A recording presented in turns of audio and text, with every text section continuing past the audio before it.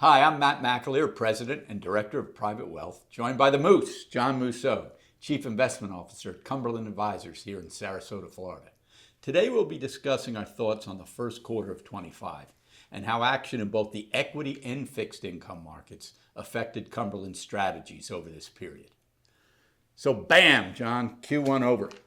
You know, it went fast, and boy, was it volatile. Had some volatility in almost all asset classes. What we normally do to catch everybody up, we take a look on the equity side at our core strategies. Then we go over to John to cover fixed income, both on the taxable and the muni side. Then we come back and cover our thematic strategy. So let's jump right in. Q1, some volatility in terms of Cumberland's positioning. Did well versus our benchmarks, held in there, and the primary reason was diversification. Now, diversification, even though there's many letters in there, has been a 4-letter word for the last 5-6 years. Right. It's been all cap-weighted, and if you weren't long the NASDAQ 100 or the S&P 500 in cap-weighted fashion, you had trouble keeping up with those benchmarks. That has started to change. Value dominated growth in Q1. Solid relative performance from equal-weighted S&P versus cap-weighted S&P. When we look at the construction of our portfolio, we're balanced between growth and value. And actually, as I mentioned this weakness in growth, we used some of that weakness in March to add to some technology areas, some growthier areas within core. Not large, just incrementally. So solid performance, as I said, outperformed the benchmark substantially in Q1. Let's move over to international equity. We can use the same conversation for international equity as we did for the value portion of our core portfolio. Yeah, been in the wilderness a long time. Dark wilderness. As a matter of fact, Q4 international poked its head up last year. It was the first time the broad indices had been back to those levels since 2005, John. Wow. 20 years of a barren desert for international. So it was nice to see some of the developed markets, primarily Europe, and the emerging markets, primarily China, get a bid. And we shouldn't forget about some of the strength in Latin America, which had been pummeled last year. We've seen very nice strength out of Argentina. We've seen Mexico bounce a little bit. Right. And we've even seen Brazil get in the game. So international finally added some alpha to an overall client allocation. What do you have on the bond side, Moose? Well, if you go back and look at the rise in rates that we saw basically in the fall from the time that it looked like President Trump would win election again, you saw yields kind of go straight up. Think about the 10-year Treasury bond was a 370 when the Fed started to cut rates. Closed the year about a 457. That's a pretty good hike up. Muni rates dragged up a little bit with it, not as much. And we extended our durations somewhat, and it worked out on the taxable side. Didn't quite work out as well on the muni side. And if you look at it, since the beginning of the year, that 10-year Treasury, which peaked at around a 480 the week before the inauguration, it is now down to a 415. Why? Because of uncertainty out there over the tariffs, uncertainty over, trying to fix the deficit, uncertainty with all the layoffs going on with the Department of Doge. All of this has created the uncertainty. What happens when we have uncertainty? People run to the safety of treasuries. That's it. And we have seen it yet again. So that part has worked out. If you look at the muni side was, if you use the 10-year AAA scale, that was roughly a 306 at the beginning of the year. It went down a little bit in the beginning of the year. It's at a 321 right now. And if you analyze it, you say, wow, the 10-year Treasury yield is down over 60 basis points since the peak before the inauguration. And yet muni yields are higher. It's unusual. And it is unusual that it would have that movement. Why? Because you have had the talk about possibly taxing municipal bonds as a way to pay for some other things that the administration wants to do. Remember, this all comes out of Congress, so this is a congressional action. And if you delineate the four things, they talk about taxing municipals going forward, which would mean existing bonds would be worth a lot more because they wouldn't be making any of them tax exempt. There's talk about taxing everything, including existing municipal bonds. We think that's a little bit of a headache to try to get done. There's talk about putting a 28% cap on for the municipal interest. In other words, you could only benefit as if you were in the 28% tax rate.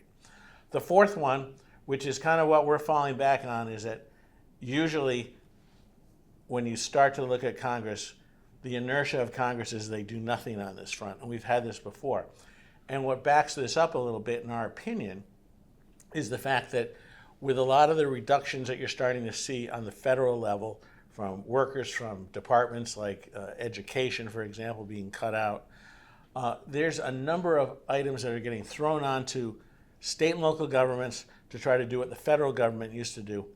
And in our view, it's a little hard to say, okay, you guys are going to have to do all this extra work, but we're going to take away your ability to finance these things at an advantageous rate. So that's our reason on that. We do think that munis have a long way to rebound. They're very cheap.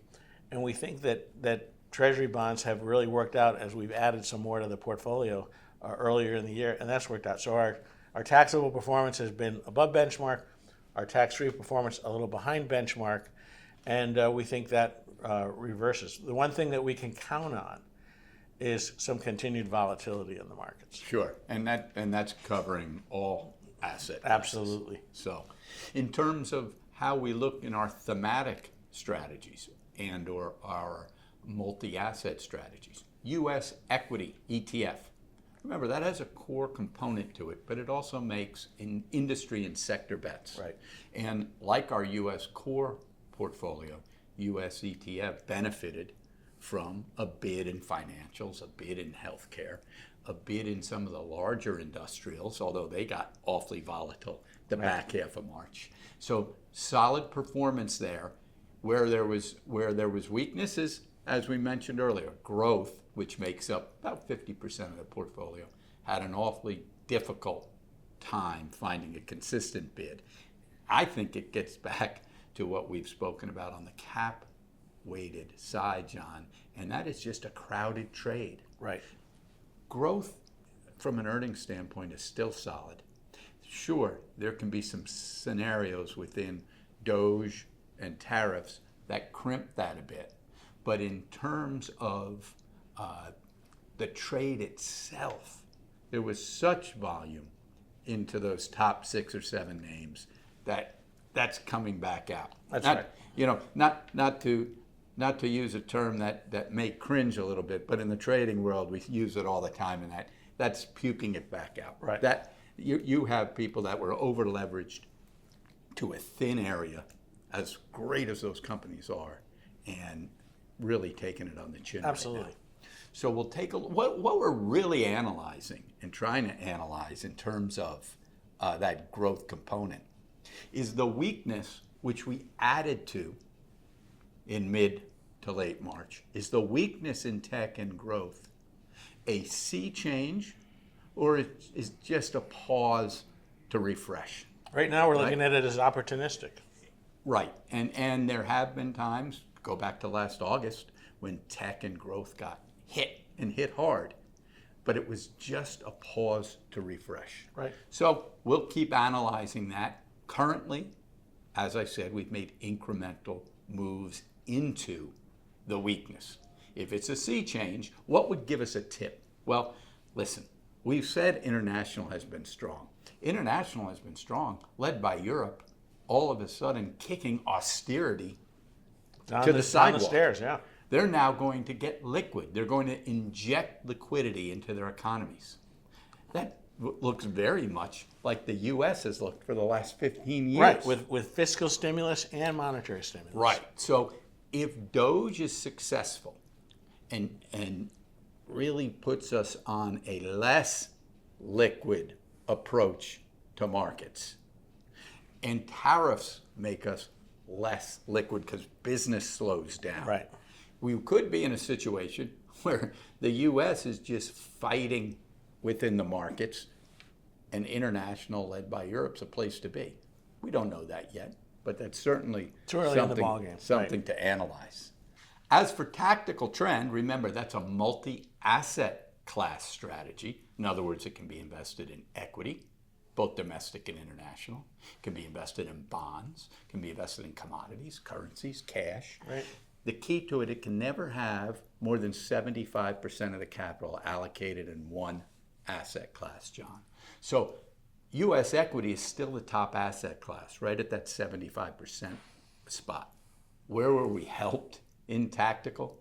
Berkshire Hathaway is our largest security. So that holding went out at all-time highs to end Q1, really helped tactical trend.